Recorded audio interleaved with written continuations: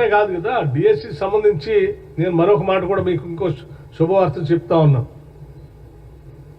ఇప్పుడు మేము కండక్ట్ చేసే డిఎస్సి సంబంధించినటువంటి 11,000 ఉద్యోగాలే కాకుండా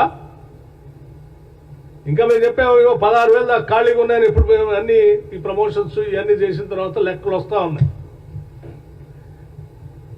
ఇంకో 5 నుంచి 6,000 ఉద్యోగాలు డిఎస్సి సంబంధించి ఇంకా వస్తాయి కొద్ది రోజుల్లో. ఇంకోటి మరొకటి కూడా వస్తుంది. మీరే కంగారు పడాల్సిన అవసరం లేదు. చదువుకున్న విద్యార్థులు అందరూ కూడా మంచిగా రాయండి. మీరు ఇదే ఆఖరిది కాదు, చివరిది కాదు. ఇంకో అవకాశం కూడా వస్తుంది. ఇంకా ఉన్నాయి ఉద్యోగాలు డిఎస్సి. ఇంకోటి కూడా కండక్ట్ చేస్తాం కొద్ది రోజుల తర్వాత. సో ఎవ్వరు ఆందోళన చెందవద్దు. దయచేసి మీరంతా మా బిడ్డలు, తెలంగాణ బిడ్డలు, మీరంతా ఉద్యోగాలు పొంది మంచిగా జీవితాల్లో స్థిరపడాలనే ఆశ, ఆలోచన మా అందరికీ ఉంది. మీరు ఇప్పటికే 11 నెలల నుంచి ఈ డిఎస్సి పరీక్ష కోసం 23లో ఇచ్చిన దానికోసం అప్పటి నుంచి తయారవుతూ ఉన్నారు. రాయండి ఈ పరీక్షను మంచి సంతోషంగా, తృప్తిగా. దీంట్లో సెలెక్ట్ అయిన వాళ్ళు అవుతారు. ఇంకా పరీక్షలు వస్తున్నాయి, వాటిలో అవుతారు. మళ్ళీ డిఎస్సి కావాలంటే మళ్ళీ కొన్ని రోజుల తర్వాత మళ్ళీ ఒక డిఎస్సి వస్తుంది. కొన్ని నెలల తర్వాత మళ్ళీ ఆ డిఎస్సి కూడా పార్టిసిపేట్ కావచ్చు. ఇప్పుడు మిస్ అయిన ఎవరైనా ఉన్నారు అనుకుంటే కూడా.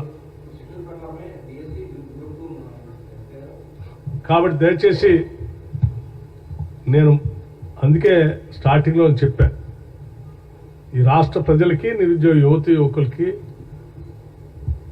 మీ భవిష్యత్తుని కాంక్షించేటువంటి ప్రభుత్వంగా, మీ భవిష్యత్తే రాష్ట్ర భవిష్యత్తుగా భావిస్తూ ఉన్నాం.